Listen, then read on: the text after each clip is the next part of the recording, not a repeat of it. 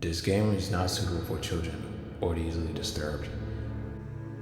It includes depiction of horror elements, human and animal violence, death, abuse and abusive relationships, disturbing images, loud noises, flashing images, lights, and more. Individuals suffering from anxiety, depression, or certain fears and phobias may not have the same experience playing this game.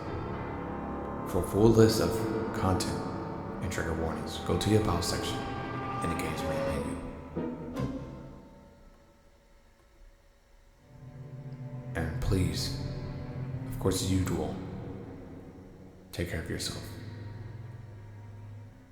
What's going on, guys? It's your boy Disco from the DJ Network here, and today we are playing another visual novel horror game known as Do Not Take This Cat Home. I played a little bit of this in the past when it first got released, and I was gonna record it during that time, but I said, nah, I'ma kinda wait, give it a bit. Plus, the PC that I had was trash. I've said this plenty of times throughout the course of, like, basically being here on YouTube, really. But now that we got something better, now that we're doing like this whole month of visual novels and RPG horror games and etc., I decided, you know what, let's go ahead and go back and give this game a try. Oh my goodness, my mic is in the way.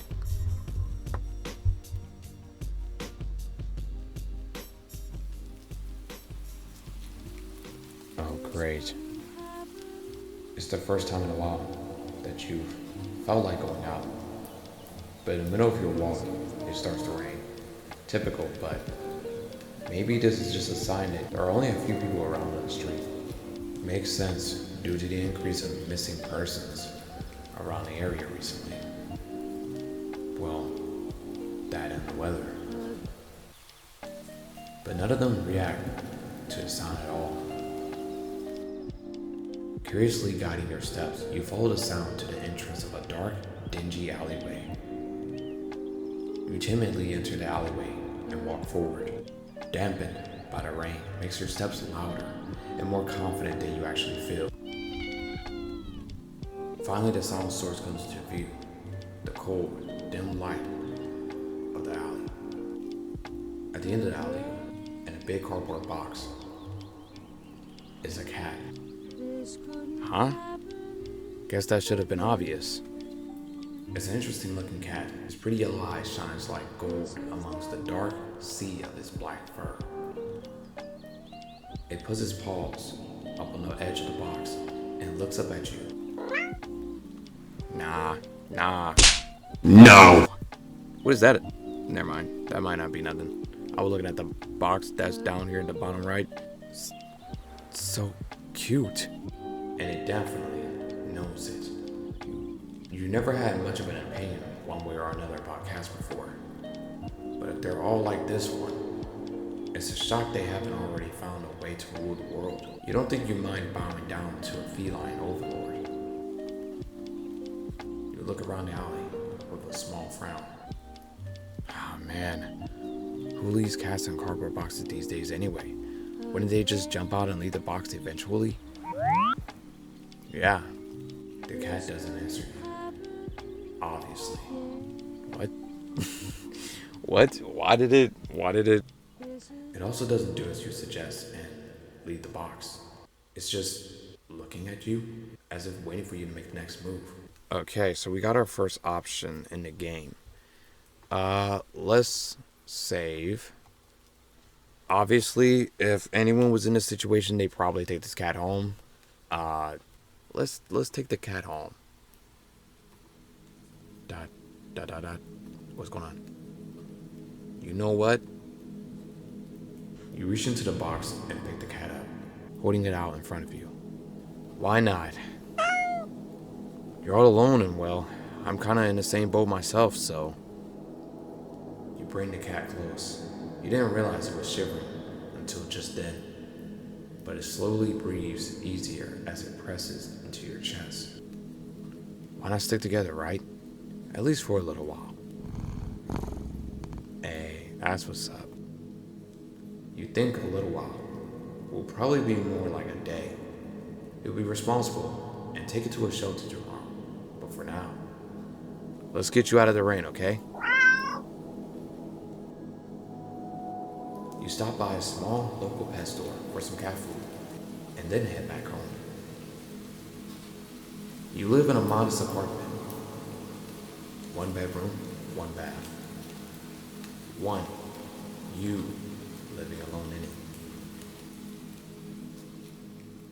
So it feels weird having another living being inside it after so long. Even if it is just a cat. What's with all the, like, emphasis on the words? Obviously, is. It knows, like. After locking the front door and placing the cat on the floor, you watch for a moment as it curiously explores the new environment. Leaving the feline to his own devices, you set about making the both of you some dinner. Okay. Hey. This background music not so bad. You take out a can of cat food and open it with the tap on top. You put some cat food on a saucer and click your tongue to call the cat over to you. It perks up at your beckoning and rushes over. It looks at the plate of food. Yeah. And completely ignores it.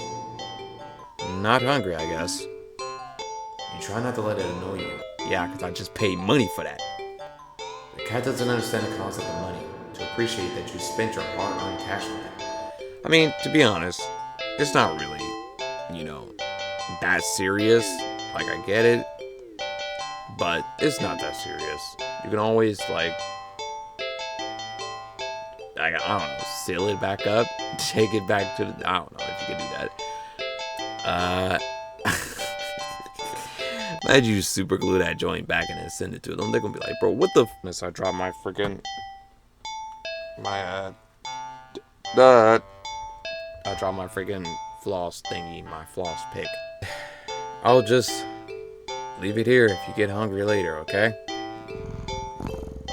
The cat rubs his body against your legs with a purr. You smile. That's enough of a thanks for you. It follows you into the kitchen as you start your own dinner.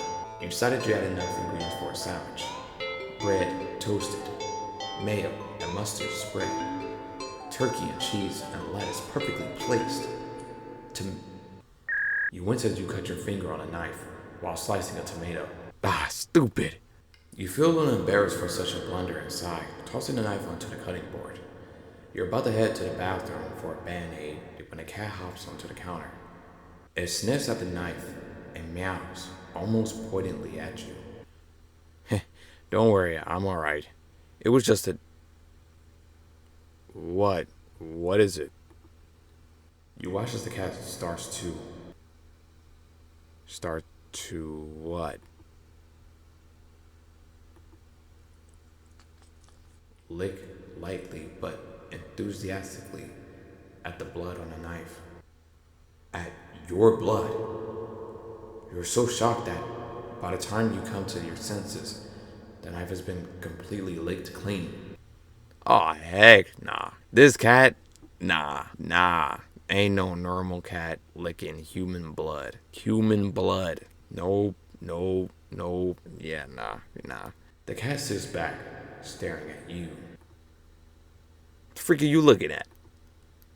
You feel uneasy. Sure, cats are meat-eating predators, but that was a little weird, right?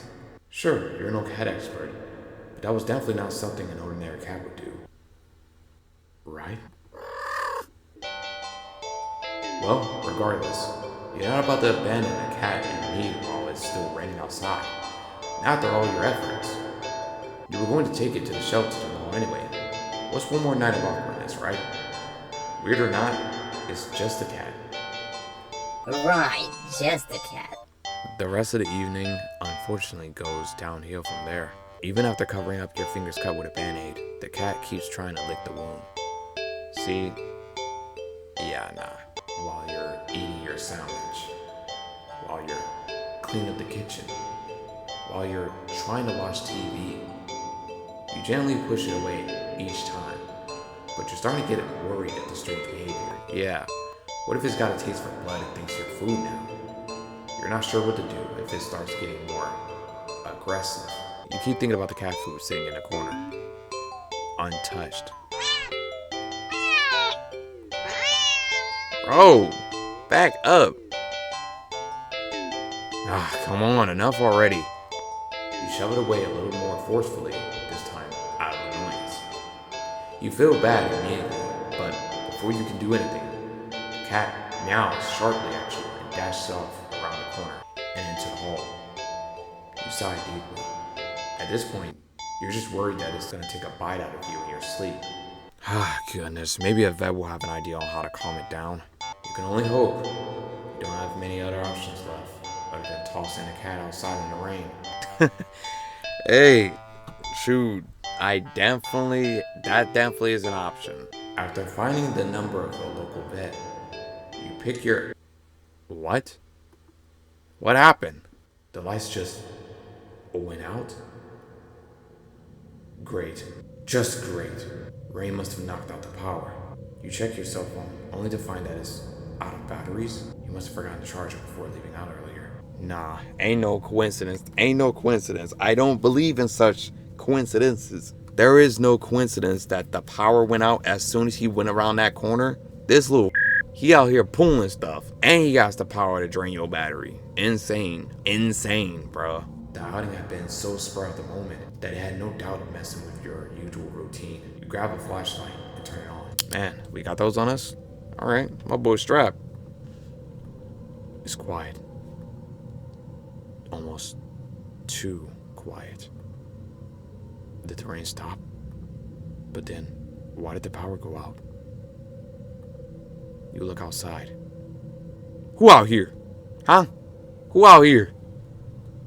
The sky's pitch black. What time is it? You turn to check the clock. What?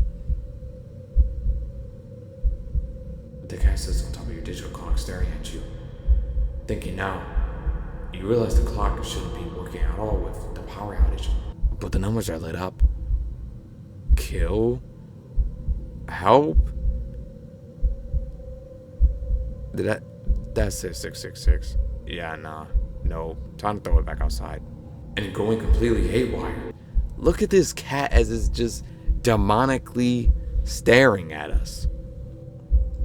The cat stares at you. It's completely still. You'd think it was a statue if you didn't know any better. It's not giving off any indication that it's alive. It's not even blinking. How crazy is that I already thought about that? It's not blinking. It's not even breathing. But its eyes. Look at it. Look at it. This isn't normal. You're afraid. You want to run, but you're afraid of letting the cat out of your sight. You consider tossing the cat out after all. But as soon as the thought enters your head, you feel a sharp urge to vomit. What? Those eyes. Its eyes go too still. Its pupils are large. What? It's messing with the flashlight. The flashlight flickers. Oh snap. Turn the flashlight back on. And the cat is gone. Fear immediately grips your mind. Where the heck did that thing go? Where did it go? It's 12 o'clock? The silence, punctuated with the rapid pumping of blood in your heart, is overwritten as your ears slowly start to pick up the sound of static all around you. How's the clock working with no power? You don't know why such a question matters at the moment, but you feel as if having the answer will make sense out of everything that's happening. That order will be restored. But no answer comes to mind. You back away from the clock, and as if the air itself coils tightly and abruptly in response, like a predator prepared to pounce, but waiting. Oh, I hate that feeling. I hate that feeling. You don't know where they're at. Like, bro. Waiting for your next move. But you're afraid to move. You're afraid to even take a breath. But you can't stay still forever, right? Whatever's watching you, you can already feel it's impatient. It's too eager. You don't know how you know this, but you can sense it as clearly as if it had whispered. Oh no. Right into your ear, right into your soul. It won't let you wait it out. You have to run. With this thought, a sudden primal instinct awakens within you, making you tear yourself into a hasty burst of movement, of action. You're still weak from the fear's grip on your mind. Your legs tangle together under you, in your haste, and you fall to the ground. Oh. A sharp pain explodes in the center of your foot. At first you think you've broken your ankle. Something warm and wet trickles down the length of your foot, puddling underneath it. What? No freaking way. You hear the sound of metal scraping on tiles after skidding across the floor, as if it had been kicked. What? You winded from your fall. You look up in a daze and see the object glinting in a strange light coming from outside. The light pouring in from your now open front door. Who opened the front door? Thoughts of how, when, who, what, in regards to your inexplicably open door, screech to a halt as your brain finally identifies the metallic object you've been staring at. It's your kitchen knife, and still tinted red from your earlier blunder. But that's not right. Wasn't it completely licked clean by the... Guys, we're in a bad situation. We should have never brought this cat home. You go dryly at the pain in your foot. You barely have time to wonder how the knife ended up on your living room floor, to be stepped on, instead of resting on your cutting board in the kitchen, where you left it. When you spy something in the darkness just beyond the knife, You see this freaking fiend. it spies right back at you, a pair of glowing, golden eyes coming forward as the cat emerges from the shadows into the light from your doorway. It pads lightly over the knife, as if skipping in the light.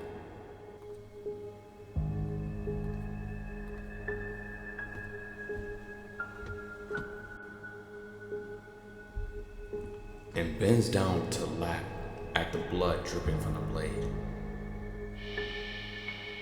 Your senses slowly begins to overwhelm you. The chill of the air as it starts to suffocate you under its weight. The sound of your shaky breaths, discordant against the static, now piercing your skull. The dryness on your tongue spreading to your throat. The incomprehensible sight of the stray you'd taken in. Licking away at your kitchen knife, once again completely clean. The scent of blood from the fresh wound on your foot. This soundtrack goes crazy. Blood?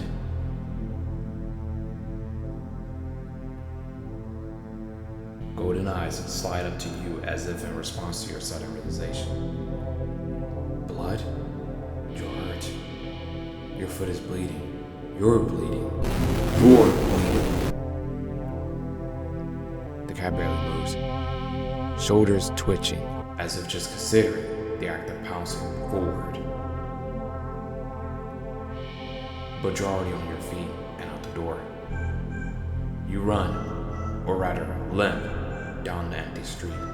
The sky is black and bleeding red, but there's a strange light emitting from nowhere that casts everything else in white. The houses, the trees, the road, even you. It hurts. It hurts. But you can't stop. You don't stop. Not when the shadow grows around you. Not when you feel the gaze of all eyes over you. Not when the road ahead of you is darkened by a long shadow of something behind you. Even then, you don't stop running, because if that's the cat right there ahead of you, then oh no. One in the world is behind you.